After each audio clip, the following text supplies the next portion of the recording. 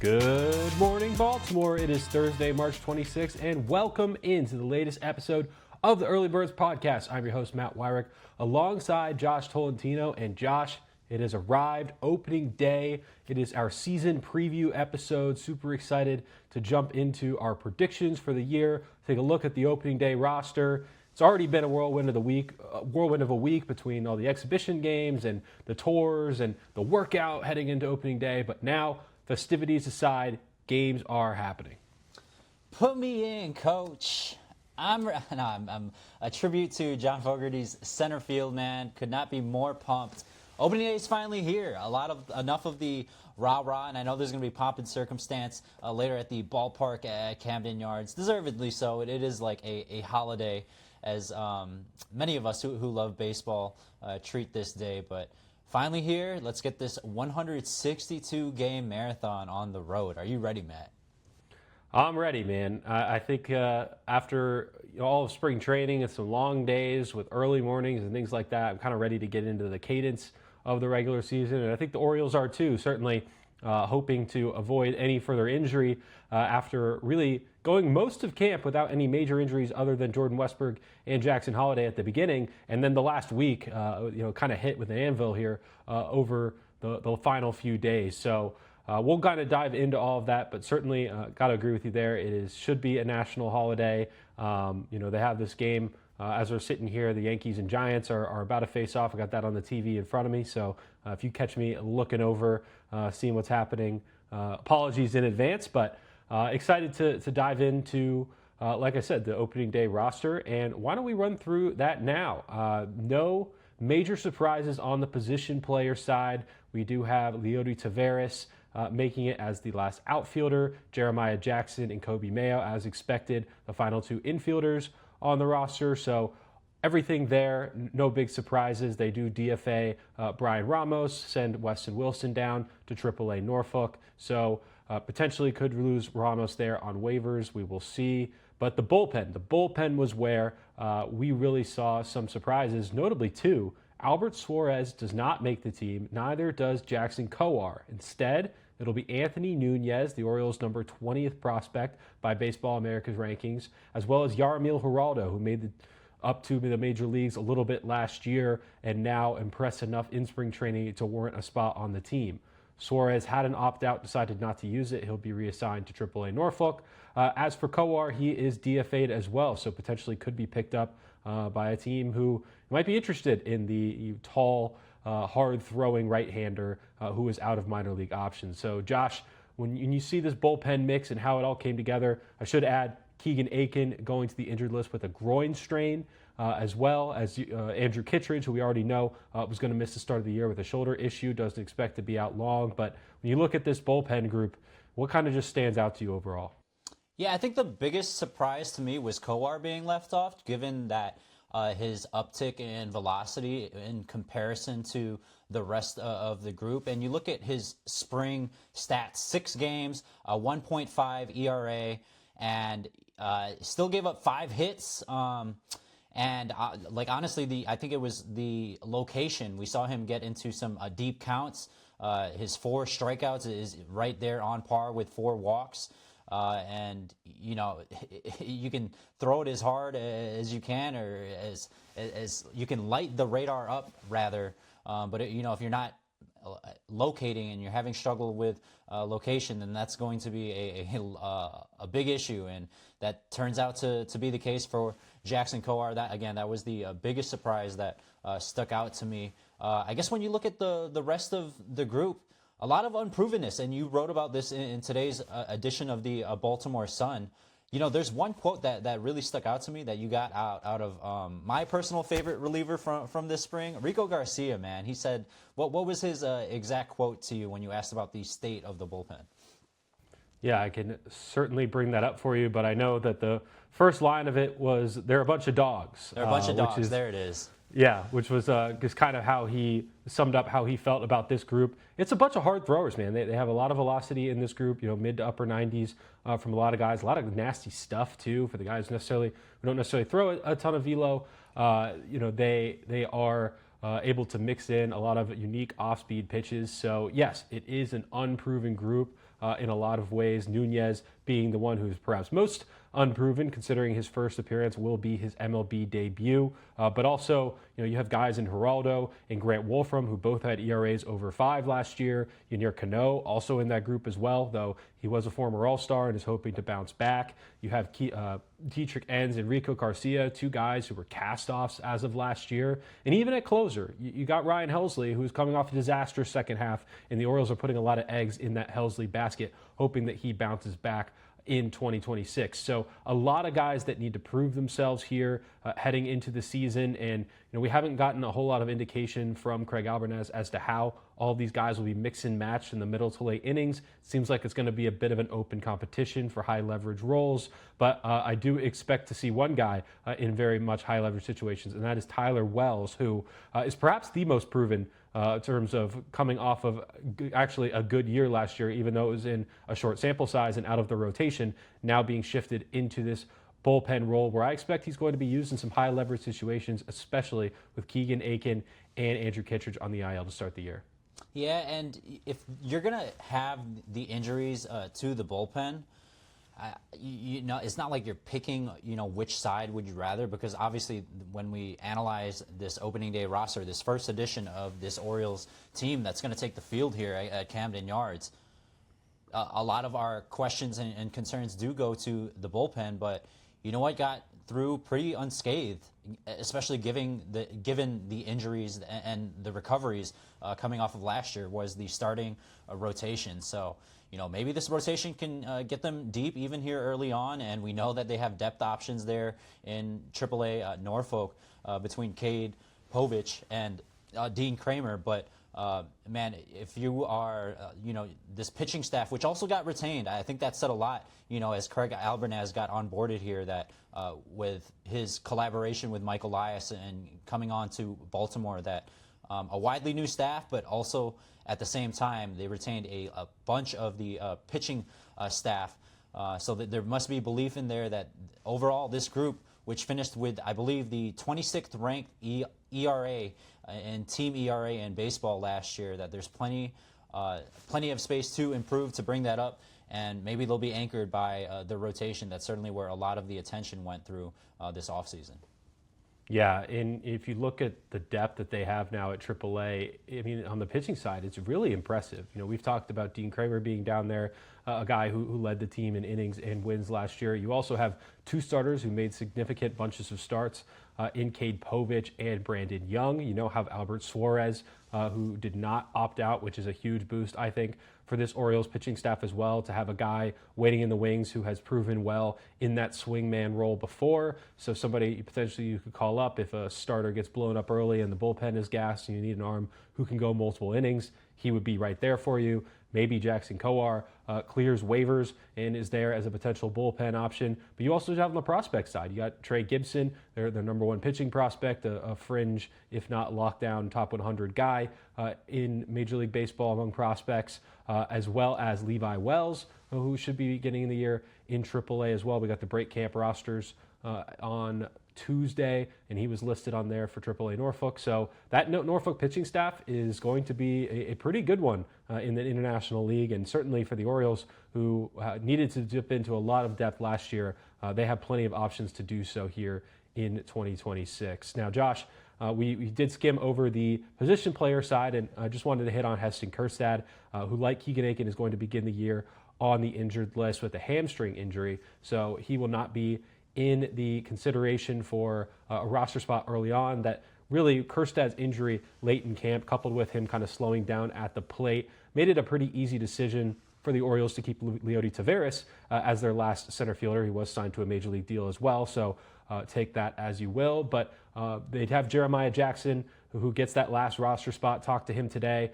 He's already got some family hoping to come up in the near future, not ready for opening day, but in the near future, looking for a place. So just getting kind of settled in. He really wasn't planning to be on the team, and it certainly didn't look like a lock throughout camp. But for Jeremiah Jackson, who finished the year on such a great run last season, especially in August, for him to now be in a position to be a kind of a super utility guy whose defense is still up in the air at multiple positions, but we're seeing him the most at second base.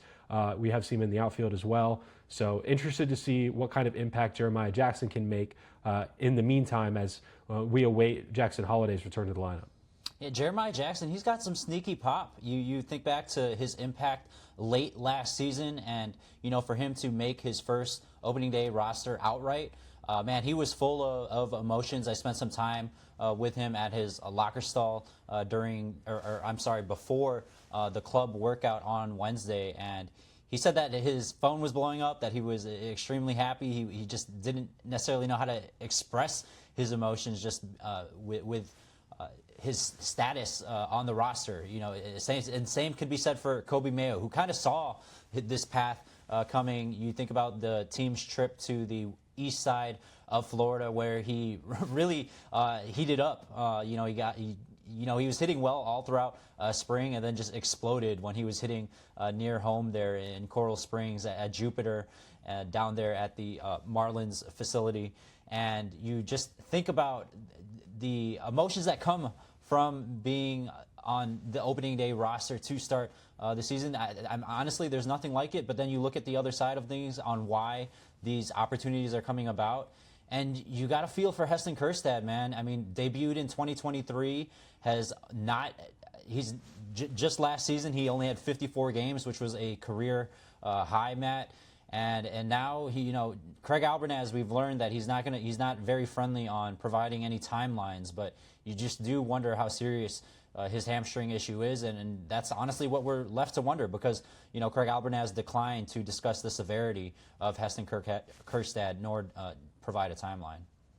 Yeah, we're just going to kind of have to wait and see on the severity there for Kjerstad, and as you said, Craig Albanaz talked a little bit today about what he feels is important in regards to player timelines coming back from injury. I'll play that clip now. Does Heston Kjerstad have any timeline? No. You guys are big on timelines, huh? Are either One day at a time. Are either injuries considered overly severe? Are you concerned about the season outlook for either player? Season outlook, we mean like shut down for the season? No, just like how much they're going to be able to contribute in 2026. Yeah, they'll contribute when they're healthy. That's the biggest thing. We want these guys to be healthy, right? And I think a lot of questions on timelines and stuff. I don't like putting timelines on players' injuries, just because the biggest thing is the player's health. Like, they have to come back at 100%. And I think you stop putting timelines on guys, they want to push to that and negate what's actually the main thing. And the main thing for these guys is to get back to being healthy, not to get to a timeline. So for me, it's just getting back to 100% healthy, whatever that looks like, whatever that timeline is, and they're ready. So you see there that we're probably not going to be getting too many updates from Craig Albanaz this year on specific timelines. We'll see kind of as the season progresses how the team decides to handle that, but certainly hamstrings are tricky too, Matt. Like, have you ever tweaked or pulled the hamstring trying to come off a sprint or something? I've done the groin, which is also tricky in its own right. But no, I know that the hamstring is certainly one. If it's a grade 1, maybe out 2 to 4 weeks is what you'd kind of expect. But if it's a grade 2, which is what Ryan Mountcastle had, that can sideline you for up to 2 months by the typical timeline. So we'll see how severe it is over the next few weeks if we start to see him popping up in terms of doing baseball activities or things like that. But until then, we're kind of in waiting mode. And honestly, now with the roster kind of set here at the major league level, I fully expect to see Heston Kjerstad begin his year in AAA Norfolk, not just on a rehab assignment, but once he is cleared to play. I'd expect for him, unless there are some injuries at the MLB level that clear a path, for him to get an extended run in Norfolk before getting a chance to get back up to the major leagues. And one outfielder who does have a recent injury, but obviously was included on the opening day roster, Dylan Beavers. What role do you expect Dylan Beavers to play here early on, Matt?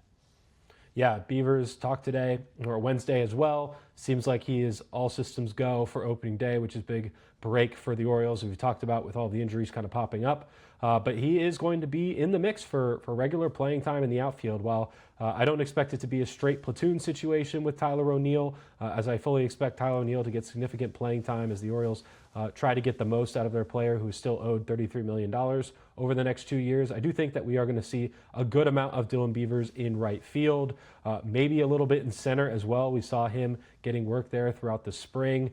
How open the Orioles coaching staff is to playing him there once the games start to count remain to be seen, but certainly as guys need to get days off, whether that's Taylor Ward in left, whether that's Tyler O'Neill in right, or whether it's using the DH spot as well, I do think that we are going to see Dylan Beavers filling in against right-handed pitching in particular a decent amount and getting a chance to settle in at the major league level. All right, Matt, that puts a bow on the opening day roster. Opening day is here. Happy holidays to everyone. Let's get to some predictions, Matt. We had a plethora of them run in the Baltimore Sun today, along with colleague Jacob Calvin-Meyer and a few other editors and staffers at the Baltimore Sun sports desk. Give me your win total, Matt, and where are they finishing in the AL East?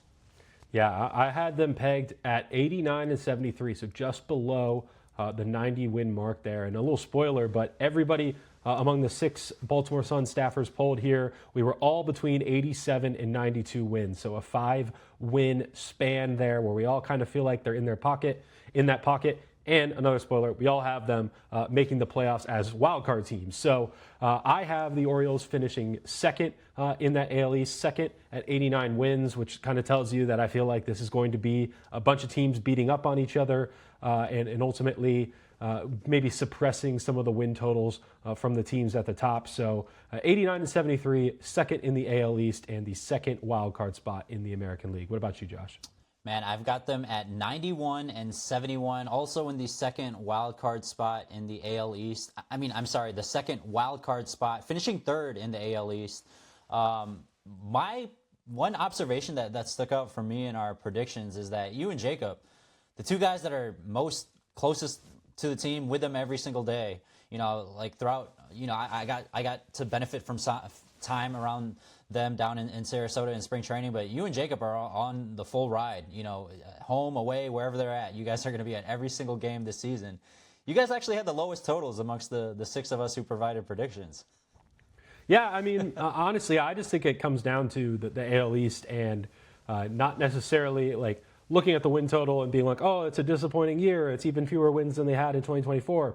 You get in the playoffs and you're in good shape. And, they have 3 wild card spots now. So, we're seeing teams that are barely over 500 getting into the playoffs at this point as the third wild card. So if you can do that in the AL East, be a couple of games over 500, I think you're very much going to be in shouting distance of a playoff spot, if not locked into one. So, I think it is going to be a dogfight for this division.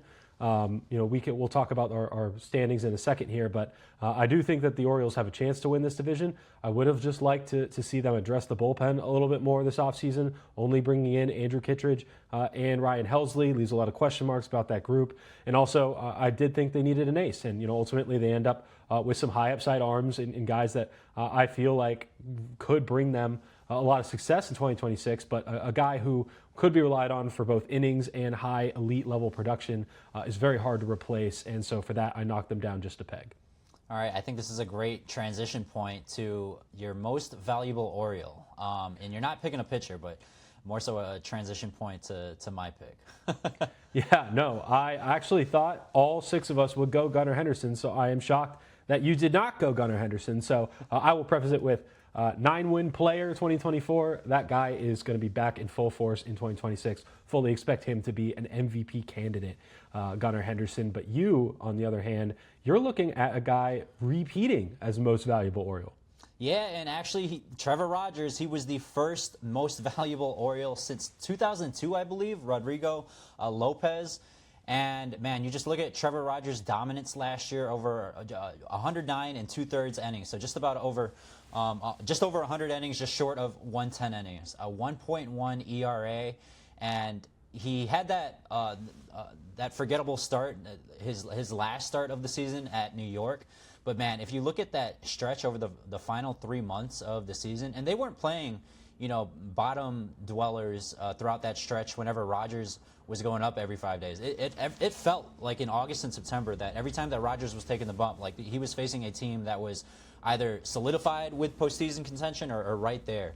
So it wasn't against like some wash me lineups. And Trevor, he just continued to perform, and we wondered throughout this offseason how he was going to come in and attack this spring. And we found it pretty early on. I think you and Jacob were down there when he was recording whiffs and strikeouts in live BP before it transitioned into Grapefruit League play.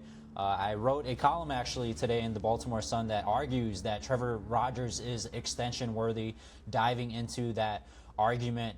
His WAR last season was a career high of 5.5. You know, he could maybe exceed that into the 6s, which would be a fun experiment for our WAR draft, which you actually redid today, or redid this week with Jacob. How do you feel about the second go around?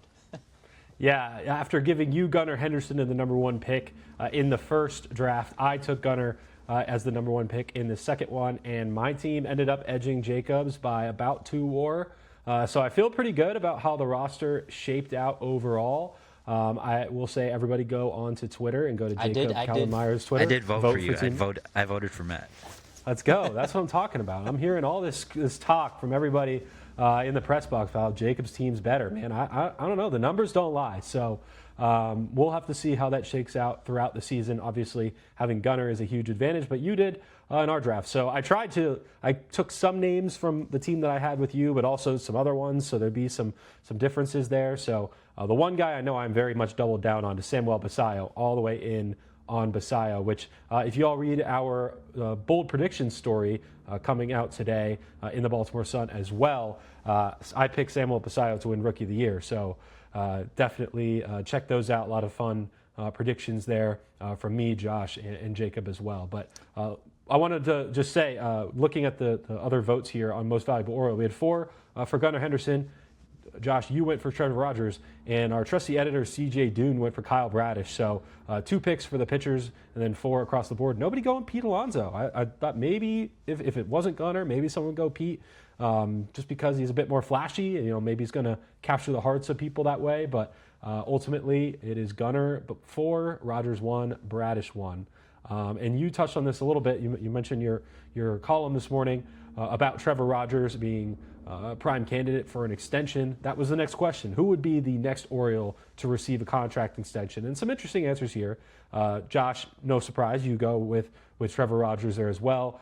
2 of our editors joined you. CJ went for Dylan Beavers, which being a pre-ARB guy, maybe, you know, he has a good rookie year. They signed him to an extension midway through the year, trying to buy out some of the ARB years and 1 or 2 free agent years. I could definitely see that. And my pick, Zach Eflin, who is a free agent after this season. So maybe I'm cheating a little bit because I don't really expect them to sign him to an extension during the year, but maybe after the season is over or in free agency, they sign him to a long-term deal. But of everybody who is next, I think he is the most likely bet of anyone on this team to sign a long-term extension with the team. And also Jacob, you know, no fun with NA for his answer. I don't know if that thinks they sign nobody to an extension, or he's opting out of the question.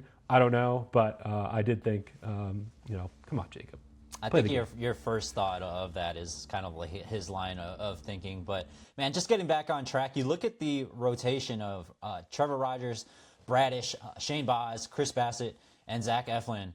They're set to earn a combined $41.75 million this season. It definitely feels like, Matt, with Trevor Rogers only eating up around $6 million of that projected earning salary this year, that David Rubenstein, they've got some wealth to share around, especially given the spending. And again, I touched on this in my column, but with Mike Elias at the beginning of the offseason, he noted, and again, this was like a clear message in terms of what he was expecting to do, that he had the payroll space, the flexibility for 2 big splashes. They got one in Pete Alonso. They did not get a second splash. And I know they dedicated a lot of money to Chris Bassett, getting him as a late signing, but that does not qualify as a splash. So you'd think that if at the beginning of the offseason, Michael Elias was confident to be able to say that, then they must still have that space to explore. Why not give it to a guy in Trevor Rogers who has showed you that he's not only capable of turning around, but dominating as a tall southpaw and entering his prime still? I mean, even like he's 28, Matt. It's not like he's aging. This guy is 28, not even hitting 30 yet. And I just think that if there was a candidate, he's probably the most clear one in terms of next extension candidate for the Orioles. Man, moving right along, do you want to get into division winners? Let's do it. And like I said, nobody on staff picking the Orioles to win the AL East, but we have me and Jacob going for the Yankees here, who are by Fangraphs projections projected to win the division. But you joined in with our 3 editors, Josh, on another AL East team, and what's that? Yeah, it's going to be the last year's reigning AL pennant winners, the Toronto Blue Jays. Just, man, we saw, like, obviously the surge that they had last season and what they were able to do. And I know they're dealing with a healthy amount of injuries here to start the year, so we'll see how they navigate that here early on. But New York's not too shabby of a pick either. I think it's got to be either of those two. But hey, maybe Baltimore surprises us. Honestly, the Red Sox could too, and I actually seriously considered having the Red Sox as the AL East winner, and then ultimately, as I put together my entire predictions page, I actually ended up leaving the Red Sox out of the playoffs entirely. So that just shows you how tight this division is. I do think the Yankees have the leg up for how good their lineup is from top to bottom, but also their rotation, which is not super healthy right now at the beginning of the year without Carlos Rodon or Garrett Cole, but expect to get both back in relatively short order. So that playoff rotation has the chance to be elite by the time it is fully healthy, if it can get to that point, with Max Fried, of course, available there as well. I just think the Yankees, they missed the playoffs missed winning the division by 1 game last year. Certainly were just as good as the Blue Jays. Toronto did go out and have a great offseason. They go and get Okamoto at third base. They signed Dylan Cease to be in their rotation. So some big moves certainly to bolster that roster. But I think that right now, if I'm squaring up the two teams, the beginning of the season, I'm going to lean the Yankees. But certainly wouldn't be surprised if any of these 4 teams goes out and wins the AL East. Now, the AL Central, we have 2 teams once again that we were all deciding between. And Josh, once again, we are on opposite sides here of this debate. I went for the Detroit Tigers, who went and signed Framber Valdez to pair up with, of course, Tarek Skubal at top of their rotation to form perhaps the most formidable 1-2 duo in the American League. You go for another team, and notably not the team that won the division, the Guardians. None of us have the Guardians winning the AL Central. Man, hopefully Craig Albernaz doesn't hear that and gives us a. Maybe he was the secret sauce. I don't know. Yeah, man. But I'm going with Craig Albernaz's buddy, actually, Matt Quatraro, leading Kansas City. I mean, they didn't finish too far back, 6 games behind the Guardians last season, all aboard the Bobby Witt train, which I think we'll get into later, man. But I'm liking what's going on right now in Kansas City. Yeah, I mean, I like the Royals a lot, too. Was certainly looking at them, a very fun team. Vinny Pasquantino as well had a great WBC, so he's riding some momentum. Yeah, you're talking about WBC. You get Salvi, who's like the king out there in Kansas City, coming off a WBC title. Man, I think the vibes are good there right now. And we talk a lot about the Orioles maybe having the best catcher duo in Major League Baseball between Adley Rutschman and Samuel Basallo, but I think the Royals actually have a case for that between Salvador Perez and Carter Jensen, another one of the top catching prospects in baseball coming to this year, who actually hit even better than Basallo did down the stretch last year in his short cup of coffee at the Major League level. So interested to see how that goes throughout the year. AL West, won't spend too much time. We went 5-1 in favor of the Mariners. 1 pick, CJ, again being the center, going for the Houston Astros. Josh, Astros, I mean, do we feel like they've kind of passed their prime here, or do you think they can still sneak in?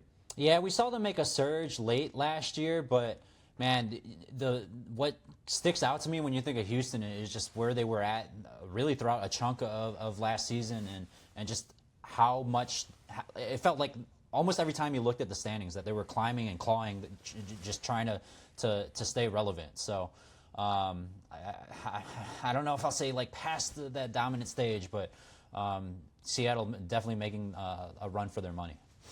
Yeah, Seattle clearly to me looks like the number 1 team in that division, the team to beat there, and finish a game away from reaching the World Series themselves. So that ALCS was a postseason series to remember. Quickly outdone somehow by the World Series itself, which was an all-timer. But man, what a great playoff we had last year. So Josh, your 3 division winners are the Blue Jays, the Kansas City Royals, and the Mariners. Now give me your wildcard teams.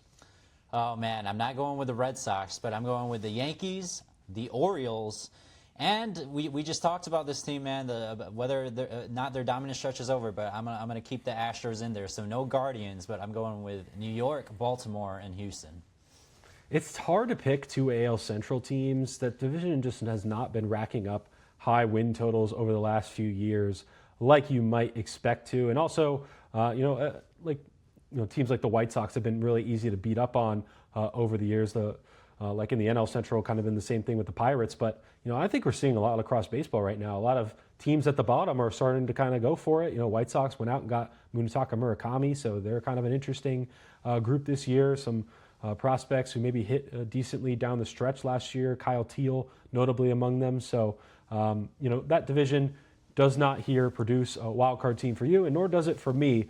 My three teams, I'm also pulling from the AL West, but I'm going with the Texas Rangers as the top wild card team, followed by the Orioles and the Blue Jays. I'm a big believer in the Texas Rangers, man. I think that they are a bit of a sleeping giant here.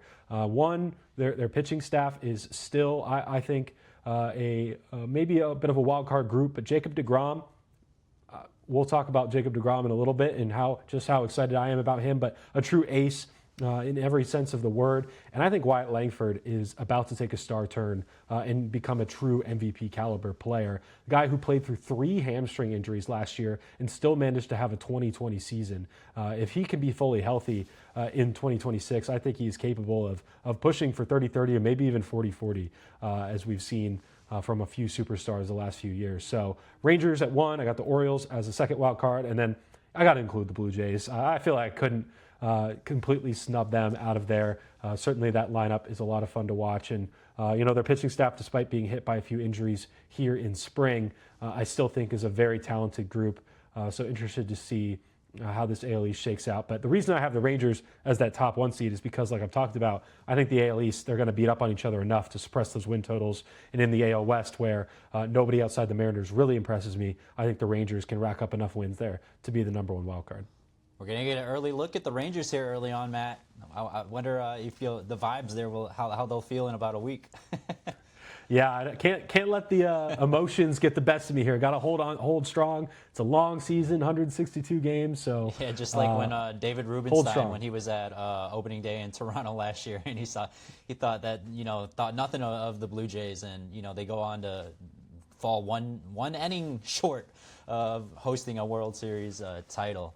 All right, man. Not gonna lie, I thought the Orioles were going to be the best team we've ever seen when they scored 12 runs in that opening day game. So, got to remember, folks, opening day, it's just one game. There's 161 more. So, don't lose your hats. Yeah, Trevor Rogers reminded us of that when we asked him his emotions of opening day, and he said, I'll never take this for granted, but there are 29 starts after that, and he wants to just be as consistent as he can throughout that, which is why he's a worthy extension candidate, by the way.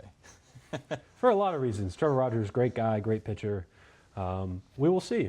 He's in his walk year. NL, let's move over to the National League side here and run through each of these divisions. NL East winner. Josh, we were a bit all over the place. Among the 6 of us, we have 3 different teams. Who do you got? Yeah, Matt, I'm going with the Phillies here in the NL East, and I know there were wide concerns about the lack of attention that they gave to hitting and their lineup, but, they did, keeping in this conversation going with the extensions, they extended 2 southpaws of their own in Jesus Luzardo and Christopher Sanchez, who has actually a relationship with Craig Albernaz dating back to their time in the Rays organization. CC Michael Elias on that, locking down 2 southpaws, 2 extensions. Who are you going with in the NL East?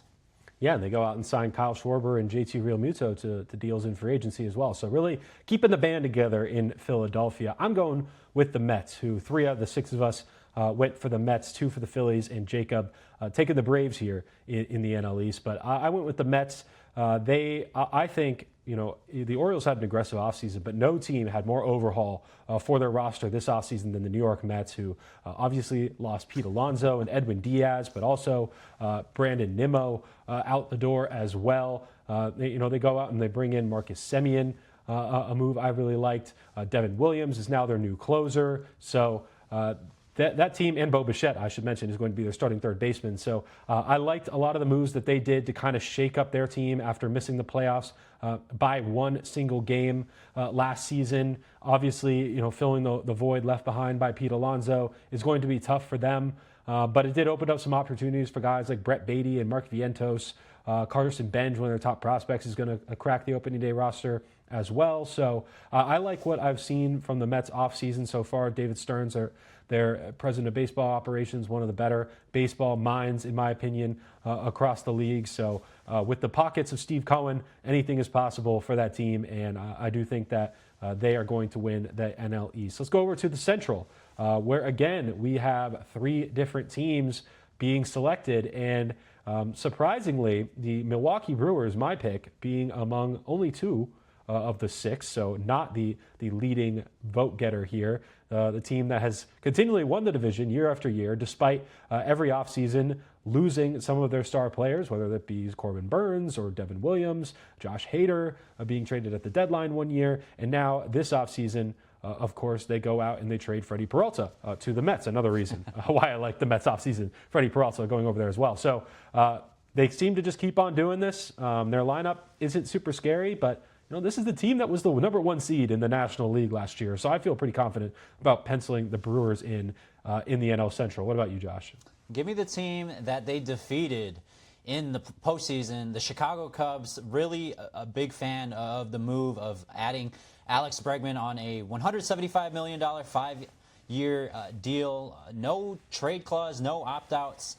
He's all bought into that Chicago organization. And I was talking to Andrew Kittredge. Andrew and I, I'd covered him back in Tampa, had a pretty good relationship with him, and just catching up with him down in Sarasota. And, I was just, he was discussing his postseason experience and, the value that comes to a team that is coming off a season that he had a part in experiencing last year before Baltimore traded him to Chicago. And he got me kind of bought on in the idea that Bregman was the missing piece for that team, essentially missing a veteran voice is in summarization of that. So now they get that by the way of Alex Bregman. I know he's a hot topic across Birdland and Baltimore, coming off all the innings that he stole away from Gunnar Henderson in the WBC. But as it pertains to the Cubs and how he feels the need of a veteran leader there, like that fit. And obviously Chicago also coming off a big extension to Pete Crow Armstrong just this week. Yeah, a huge move for the Cubs to lock up one of their young stars. Like you say, it's a recurring theme here in this discussion among playoff caliber teams. And certainly the Cubs, one of the, I believe it's the largest extension in franchise history. So to have a PCA locked up along with Alex Bregman certainly has their lineup in good shape for years to come. It's a team that I've been wanting to pick year after year to make the playoffs, and they finally do it last year, but they've kind of skirted the line of being a big spender, but also not, and running away with the division and then floundering, for months at a time. So they've really been a streaky team. I think Alex Bregman is going to be huge for that clubhouse, though. So certainly looking forward to see what we see from the Cubs this year. And then NL West, man, it's the Dodgers. What more do we need to say about the Dodgers, the reigning two-time World Series champions, who, spoiler alert as well, we all have in the World Series. We'll get to that in a little bit. But let's go wildcard teams, Josh. So to recap, you have the Phillies winning the NL East, the Cubs in the NL Central, and the Dodgers in the NL West. Who are your three wildcard teams? Man, I've actually, it's so tough as I go through them, because I want to dive into like my most juicy pick. But I've got the Mets as the first wild card team, followed by the Milwaukee Brewers in the NL Central, and then the Arizona Diamondbacks, who, spoiler alert, they're part of your trio. Yeah, I really like the Diamondbacks. Me too. I have the Diamondbacks and the Rangers both as wild card teams here, which is obviously the way they both met in the World Series a couple of years ago. And by my prediction, it could be possible. So Cubs are my number one wild card team. I have the Diamondbacks number two. Maybe a surprise pick here, a team playing right now as we record, the San Francisco Giants, who go out and address numerous corners of their roster this offseason. And, with Rafael Devers being the big splash they finally were able to make at the trade deadline last year, or even a little before the trade deadline, getting him from the Boston Red Sox, a full season of Devers in that lineup, I think is going to be a lot of fun to watch for the team. So I think that, in the NL West, we are going to see 3 teams in the Diamondbacks, the Dodgers, and the Giants making the playoffs. And yes, you are reading this right, or hearing this right. I only have one team from the NL East making the playoffs, and that is the New York Mets. So I think the Phillies are starting to feel the signs of their age a little bit after all these deals that they signed 3-4 years ago. And also the Braves, who continually seem to fall below expectations coming off of a poor year in which they made a manager change, and now already dealing with several injuries to their pitching staff to begin the year. So I have several questions about that roster. Jurickson Profar as well, being suspended due to PEDs. So a couple of blows there for Atlanta in spring training. Just don't have enough confidence really in anyone in that division. The Marlins maybe make things interesting a little bit. The Nationals are entering a full rebuild again. So I'm going with just the Mets in the NL East. So no Guardians, but you have the Giants. So the Craig Albernaz, path to Baltimore. we're just dissecting. No Rays from either of us either. So yeah, I mean, across the board, widely they're projected to finish 5th in a very competitive AL East. But man, they're always knocking at the door. So we'll see here as the season rolls on. You ready for? Let's get to some MVPs. Yeah, let's do some award winners before we talk World Series here. And you got the most popular pick, the 3 out of 6 here. Bobby Witt Jr., you talked about him a little bit with the Royals, but what about Bobby Witt Jr. Most excites you when you watch him as a player? Man, just all around. I think, you think of Gunnar and just the stardom that he is growing into, man. Like, I know you asked about Bobby, but just localizing it a bit. Gunnar Henderson just got this massive billboard behind Camden Yards, behind the scoreboard, and he's growing into this role that we know that he is and what he's capable of. I feel like Bobby Witt's are already there, and I know they're still young, but in terms of what he's shown on a more consistent level, and I'm just a big Bobby Witt believer, and maybe it's covering Matt Quintana up close and just seeing the buy-in that he's gotten from his players dating back to Tampa Bay, even when Albie was working with him. But really just liking that setup all around there in Kansas City. The vibes are good there, as we talked about the WBC. Between all 3 different countries at important spots there on that roster. And the Royals bringing in their outfield fences a little bit, which certainly could help Bobby Witt Jr.'s case as he tries to hit enough home runs to be warranted in the MVP race here, and been a finalist now for a couple of years now. So Bobby Witt Jr. gets 3 out of 6 votes, and then 1 each, one for Julio Rodriguez, 1 from Aaron Judge, which a little bit surprising that Aaron Judge only got 1 vote, but I guess we're looking for some fresh blood here, and I certainly am in my pick, and that is for Athletics first baseman Nick Kurtz.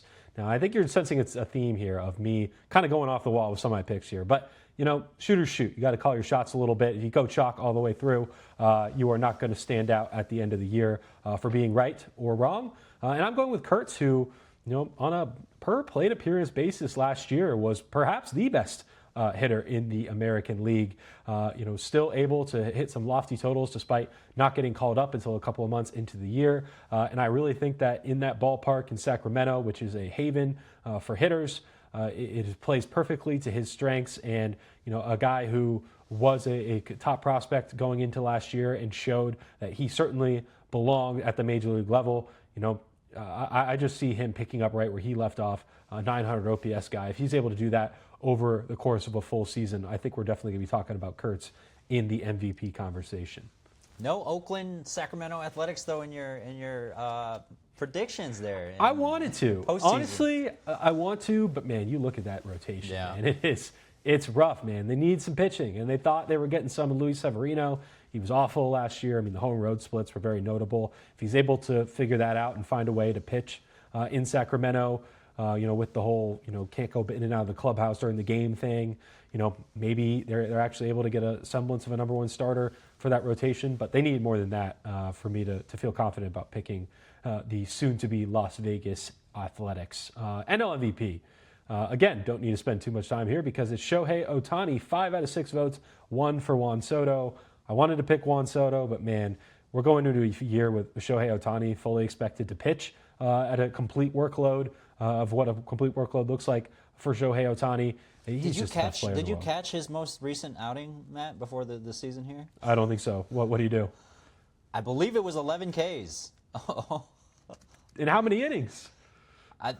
We're looking at right now. I believe it was 4. In 4 innings. Yep. Oh my God. 11 strikeouts, 2 walks, 4 hits, 4 innings, and he also was credited with the loss. Classic. Gave up 3 runs in those 4 innings, but man, That's the swing and miss. tungsten Armo Doyle right there. The swing and miss is there. Yeah. No, I mean, wow. That's eye-popping. I don't think we're going to see Shohei Ohtani winning a Cy Youngs while he's only pitching once a week, but certainly could get some down ballot votes if he has a season like that. The strikeout ability has never been the question. Man, if that guy can just keep his elbow intact, it's just good for baseball to have Shohei Ohtani on the field. So really looking forward to watching him, even though I think everybody is a little bit tired of the Dodgers at this point. Let's talk about Cy Young winners. Now, we are all over the place. I believe we have 5 different guys for 6 spots. You and Jacob are going chalk. Tarek Skubal. Yeah, and notice right now how the affiliate next to him says Tigers. I know you've been big on seeing where Detroit is at as we get close to the deadline. Maybe Baltimore does get active there. I certainly predict them to be active if all goes well in terms of the season. And obviously last year Michael Elias was active as a seller, and if all goes well this year, he should be an active buyer at the deadline. Maybe Tariq Skubal is in part of that conversation, or maybe rather it's a bullpen arm, which is what I'm raising my hand for in terms of predictions for the trade market. But man, getting back to the AL Cy Young winner, Tariq Skubal, man, who's doing it better? I mean, I'll leave the floor to you. I mean, the reigning 2-time winner, I can't argue that he is the guy. My only pause for him would be he's in a contract year. Maybe he puts a little bit too much pressure on himself. We'll see.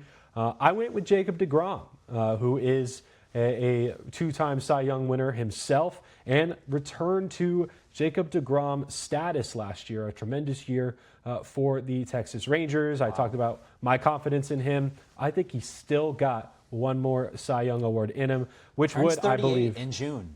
I know, and honestly, 2-time Cy Young winners are not necessarily a lock for the Hall of Fame. You need to win 3 to really entrench yourself. Because he has had so many injuries throughout his career, the counting stats aren't necessarily there. You don't want to look back and be a Johan Santana when it's all said and done. So I think that he needs one more to qualify for the Hall of Fame, not qualify, but be a slam dunk choice for the Hall of Fame. But also, I really do think that he is still very much at the top of his game. So feeling great about that pick. The other names here that got thrown out there: Max Fried, Garrett Crochet, and Brian Wu. All, I think, worthy picks as well. Fried, who is pitching right now, as I mentioned, for the Yankees, doing pretty well so far against the San Francisco Giants. Garrett Crochet, who really burst on the scene 2 years ago with the White Sox, gets traded to the Red Sox, and has been exactly what they needed atop their rotation. And Brian Wu, who had a fantastic year for the Mariners, who seem to churn out Cy Young candidates like no other. So they are, if it's not going to be Brian Wu, I think certainly there are several guys on that rotation who have a chance. Let's go over to the NL, where we are in agreement. I feel like we're not in agreement on many picks here, Josh, but we did agree that Paul Skeens is the choice. In fact, 5 out of the 6 of us chose Paul Skeens for NL Cy Young. Oh wait, I was the only one who did not pick right. Paul Skeens. You're right. I looked at someone else's name. You are the one dissenter. We have 5 for Paul Skeens, and Josh, you went. Yoshinobu Yamamoto, man, he held opposing hitters last year to the lowest average in the majors at 183. over 200 strikeouts. I think that number has a potential to creep even higher. Finished third in Cy Young voting last year, and man, we really saw the best of Yoshi starting to come out in his breakout 2024 postseason, and last year we saw consistency, and it didn't necessarily line up in the wins column, but man, when I'm looking at opponent hitting average, and when that number is that low, man, lowest in the majors, sub 185. Give me that guy, and he's already got 200 plus strikeouts. And I think there's some room for little growth there. Maybe he hits 210, 220. I'm all aboard the Yamamoto train, and I know that's almost a Dodgers sweep there in the awards. But man, he's nails, and we certainly saw it in the postseason, most recently against Toronto.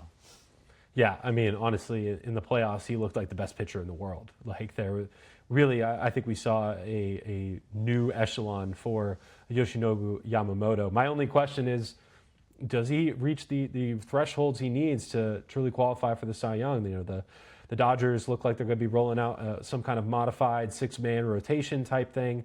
They do have some injuries to start the year. No Blake Snell rolling out of there. They've got Emmett Sheehan, prospect pitcher, young pitcher, in that rotation. So, maybe some question marks there on the back end. But as everybody gets healthy, you do wonder how often he is going to be taking the ball. So that's something you kind of always have to think about with that Dodgers staff. And let's close things out here, Josh. World Series. Here's something we actually agreed on. We both have the Dodgers winning the World Series. Wow. Big shocker. We did have two different teams, though, representing the American League. We did, and I had the Seattle Mariners, who, those first few games of the ALCS last year, man, I was even talking to some guys that were on the Dodgers team, and they were expecting to head up to Seattle. And, obviously, what a resurgent turnaround there from Toronto, and then also the following series, man, just back to just so much excitement. How is baseball going to replenish that this season? Hopefully we get as much of it with the looming off season ahead and just uncertainty ahead. But yes, I have the Dodgers, not over the Blue Jays, but over the Seattle Mariners. And I have them over my AL East winner, the Yankees. Like I said, that rotation, once it gets healthy, getting Garrett Cole and Carlos Rodon back in there, I think is going to be a very formidable group, and one that I think is capable of getting this team over the hump all the way to the World Series again, where we'll have a rematch of a World Series from 2 years ago, Dodgers versus Yankees. Just to run through the AL teams here, because like I said, everybody has the Dodgers making it from the NL side. The AL teams everybody has is the Mariners, the Yankees, the Mariners, the Tigers, the Blue Jays, and the Mariners. So 3 for Seattle, and then 1 each for the Toronto, Detroit, and New York. Two of our guys here, CJ Dune, Bennett Conlon, our trusty editors, picking the Dodgers to lose. 1 to the Blue Jays, 1 to the Mariners. So, honestly, fingers crossed at this point. Anyone but the Dodgers, I'm here for it. But certainly nobody with the Orioles. Josh, putting you on the spot here, but we all have them making the playoffs. How far do you think they get? Oh, man, you definitely are putting me on the spot. I want to say they win finally the first game in the Mike Elias era, but I'm not at this point ready to say. I mean, who is? But I'm not going to give him a series win. I think it ends there in the wild card to put me on the spot. Yeah, that's fair. I'll take them to win a wild card round. But honestly, I need to, I have full faith in this rotation. I need to see what this bullpen looks like, man, before I'm making any kind of bullish predictions on how deep the Orioles can go in the playoffs. Because for right now, there's certainly a lot of upside in this group, but I'm going to need to see this group really prove themselves before, force the Orioles to not have to make that a huge priority at the trade deadline before I start going, they're going to make a deep run in October. Yeah, and we've talked so much about the pitching. I think because we just are all under the assumption that because they got Pete Alonso, because they got Taylor Ward, and Tyler O'Neill, he's going to flip a switch. He's looked great. That those 3 additions, and paired with hopefully what is a resurgent rebound, and just how low last year was, but that none of that is a given. I mean, they could come out, not being able to hit anything, and it makes the entire outlook look silly. So I think if we had to pick stability on this, you're looking at the rotation, you're looking at the offense on bouncing back. But that's the beauty of it all. Happy opening day. That's right. And the lineup underperforming was a huge part of the reason that they underperformed as a team. The rotation gets a lot of flack for that, but certainly the lineup deserved its fair share. Nobody even going over 20 home runs in that group after they finished second in home runs in 2024. So a lot of guys in that lineup are going to need to bounce back for this team to be what they expect to be in 2026. We're going to go ahead and wrap there. Thank you all so much for listening. Opening day is today, and we will be back on the airwaves very soon doing a episode here at Camden Yards, or maybe right outside Camden Yards. We don't know the location. We'll find out, but we're going to be there all day today, covering everything over at BaltimoreSun.com. The Orioles taking on the Twins. Joe Ryan going for Minnesota. Trevor Rogers for Baltimore. And then it's full steam ahead. So we'll have an episode for you guys just to recap the game ahead of the off day tomorrow. And then we'll be back again Monday morning. So, Josh, any final words for the good people?